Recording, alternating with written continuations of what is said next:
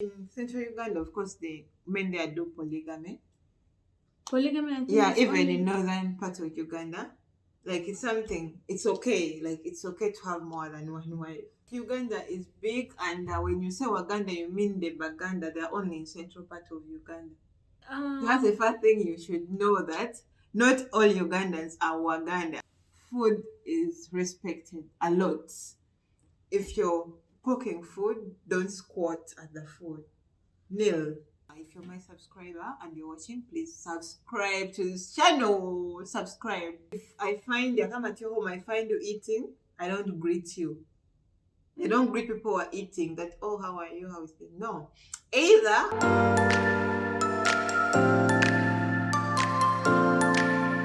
Hi guys, so welcome back to my YouTube channel and thank you so much for always coming back to watch my videos. So guys, in case you're new here, karibu sana, and kama kawaida, don't forget to subscribe, and if you're returning by, thank you so much for always coming back to watch my video.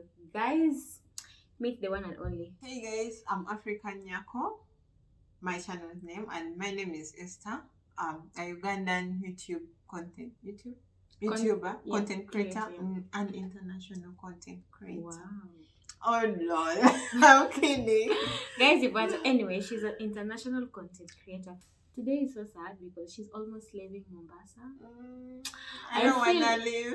I feel so sad. The stay has been so short, very limited. But very interesting and nice. So now that you're going, tell us some of the few things that we don't know about Uganda. You know, I come from there. I've said this several times, but personally, there's so many things that I don't know from it. You told me about Uganda, okay? So when you come to Kenya, they call all Ugandans Waganda. Yeah, exactly. Why? Like Uganda is big, and when you say Waganda, you mean the Baganda. They're only in central part of Uganda. Yeah, That's the first thing you should know, that not all Ugandans are Waganda. So my mom is Amsoga. So for you know that they're not all Waganda, it means we have different tribes. Like for me, I'm a Luo, I'm a Jonam, or a Lul. So like we have more than 50 tribes in Uganda, but it's only the Baganda that are known because they're in the central part of Uganda where the capital city is situated. Wow. So your mom is from the eastern part of Uganda, Basoga. Yeah, Basoga, just next to Jinja. Yeah. Actually, Jinja is like their city, the Basoga city. Jinja, Iganga, Kamuli, all those. And what else do you, apart from that? To know about Uganda, what can I say? The cultures. Okay. Apart from kneeling down, which I have refused because I have refused to kneel down. Actually, kneeling down, when we kneel down, no, because me personally, I've grown up kneeling down to my elders. Everyone who is older than me. Like you just find yourself. Yeah, because I've grown up doing it, so it's a culture. It's into me. Like I don't have any problem into it. Actually, like last time when I was in the village, I knelt down for this lady where we went here in Kenya. And then these people are laughing. I didn't even realize, because I was going. Then I'm like, okay, well, now we are going. Thank you very much for hosting us. So I'd like to thank her. And then she's older than me, so I had to kneel down.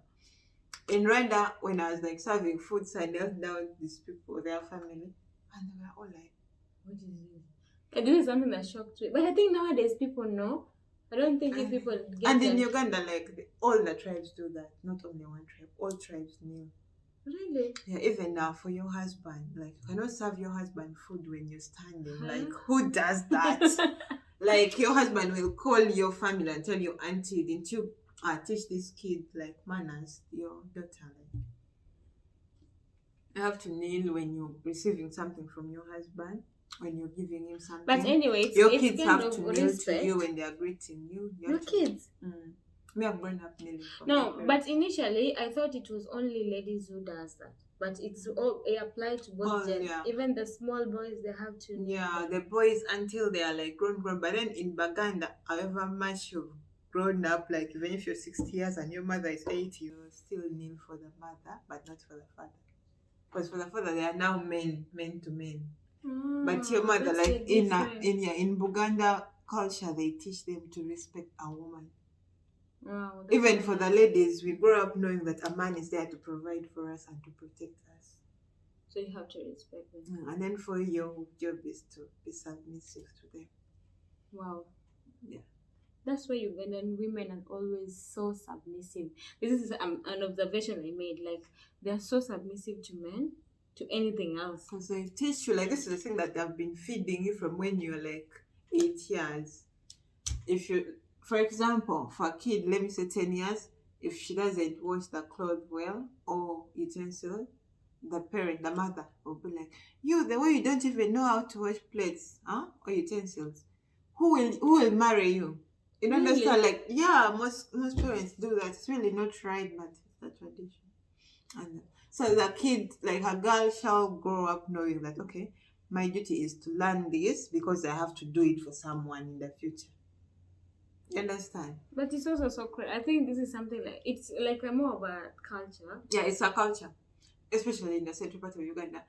Then in the northern part of Uganda, is still the women are submissive, but a little bit empowered. Like, yeah, because most of them go to school, you know. So, and then the people in the center will say, oh, the women from northern Uganda are so stiff, like they're not submissive. But no, they know what they stand for, you know. No, because of the education. Like, most of them are educated. Yeah. And then, like, they'll be like, no, I'm not going to settle for this. If you're mistreating me, I'm going. But the only thing that they respect a lot is that traditional or culture. Like, in central Uganda, of course, the men there do polygamy. Polygamy, I think. Yeah, even in northern part of Uganda, like, it's something. It's okay. Like, it's okay to have more than one wife. And there is no issue with that. Be it a Muslim, be it a Christian. Yeah. So for the Christians, where it's an obstacle is when they want to wed. You only wed one. Once you wed your first wife, that's all. But these ones, you cannot wed them. Yeah, but you have them, like, for me, in my culture, like, they will stay in the same homestead. Yeah. So a man can get as many wives as he can. You know, and it's a sign of respect. I'm kind of getting shocked, but again, I've just remembered my grandma was like the 11th wife. And one funny thing, I think when I go to Uganda, guys, I'll share out with you. This is something that it's going to be like a culture shock. My grandfather had like a one big building. It's like it used to accommodate all of them. There are some people who do that, especially these rich men. They build like one big house, like a mansion, and then every woman have their own bedroom. And then he has like a timetable, like on Monday when I sleep here, on Tuesday I'll sleep here, and Wednesday here, like that. They have. But the women has no problem with that. No. Most like this come in that the women, because the man is providing, he has the power. He has the power to control. Yeah, it's going to tell you, you know what, I want a second wife, and if you don't want to go, I'll bring two. What will you do? You can't provide yourself. He has been providing from A up to Z. What are you going to do? You'll have to submit yourself. Yeah. And by the way, what is it? This thing, like when you're cooking, you have to kind of kneel. Yeah, food. I think it cuts across all the African culture, but mostly in Uganda. Let me talk about Uganda because that's where I've grown up. That's what I know. Food is respected a lot. If you're cooking food, don't squat at the food. Kneel. Prepare it well with respect because you're going to serve it to the whole family. And when you're eating, you don't have to sit and put this hand to support you. They'll because we sit down, not on the table like this. Okay. So there's a way how we have to. But Ganda have the way they sit when they're eating. You know, when you're peeling the banana, how you kneel. That's how a Ganda woman has to sit when they're eating food. Wow. Really? The way, guys, it's not easy. And you don't have to talk like when you're eating. And if I find you come at your home, I find you eating, I don't greet you. They don't greet people who are eating that, oh, how are you? How is it? No. Either I join in and start eating, or I sit there, wait, you finish food, and then I greet, and then I tell you why I'd come. If I can't join you to eat. That's so weird. Yeah. And there is also something that most of the Bagandas, they don't eat with a spoon. Yeah, you have to use it. They use their fingers. And what is the purpose of the banana leaves?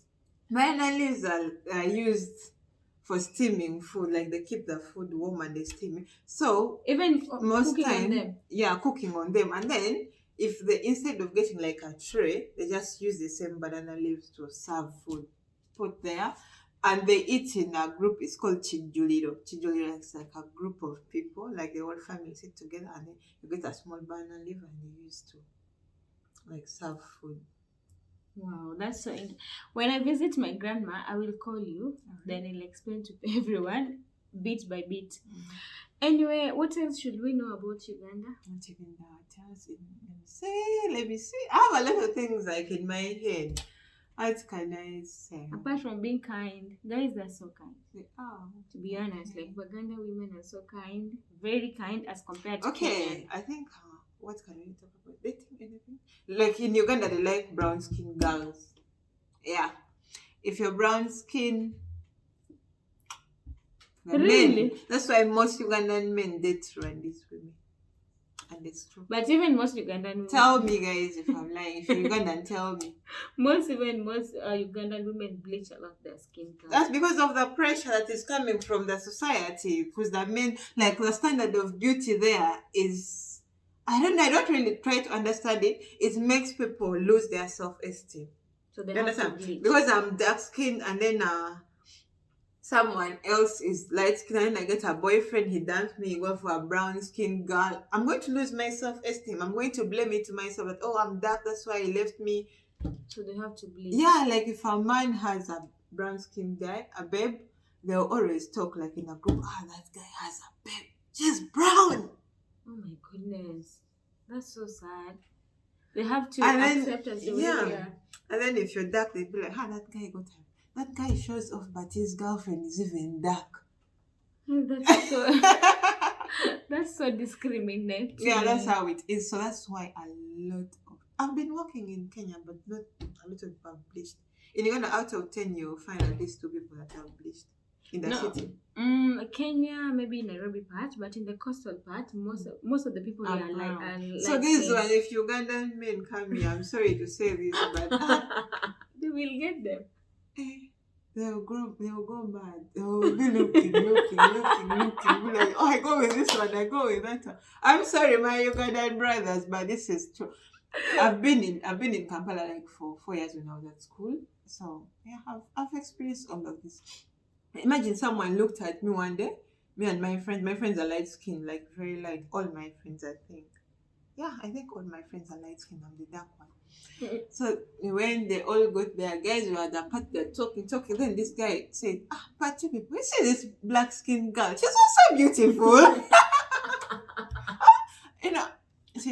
The guy said, you're dark, but you're beautiful. I'm like, is it really necessary? Did you have to say a but? That is so sad. Yeah, so that's how it is. Your men should change, guys. Dark-skinned women are beautiful. Like the only problem is, I don't blame someone bleaching if they want it for themselves. Yeah, but not the external pressure. Yeah, but then they have that external pressure. Oh, everyone is light-skinned. And then the light-skinned, the people who are light-skinned are also bleaching more to be like white, you know. That's it. They love that. Not in a negative way, but that's me about what they that's it. I don't know another thing to tell you about Makandwe. We have a lot of food. But food is nice. Different food, and every part of Uganda have different food that we and eat. The living standard also is not that expensive. So far, I can compare it in East Africa where I've moved because I've been to Rwanda, Burundi, now here. I think it's affordable. And it's very nice place. Me, I've gone there, but I've never documented. So maybe next time when I go there, I will tour you guys around. I will show you guys around how the country is. Maybe soon. I'm not sure, but very soon. I will come, guys. I will go. That's a promise. Anyway, thank you so much for hanging out with us. Your stay here was so limited, but it is what it is. Everything has to move on. And my channel is always blessed to have visitors. Guests like you are so amazing. And I'm so grateful for your time. I know my subscribers will enjoy this interview because I've not done interviews on my channel. So what I do, I always share this so that they can watch more of this. on my friend's channel. But if you're my subscriber and you're watching, please subscribe to this channel. Subscribe. And your people are so loyal. They keep on supporting, Yeah. So I think, guys, we are going to call it an end for this video. So in case you've watched this video till this farthest end, asante sana. Any Kiswahili word? Asante sana, Mungu awabariki na wapenda sana. Wow, guys, you've heard that. She's learned more Kiswahili. So until next time, bye.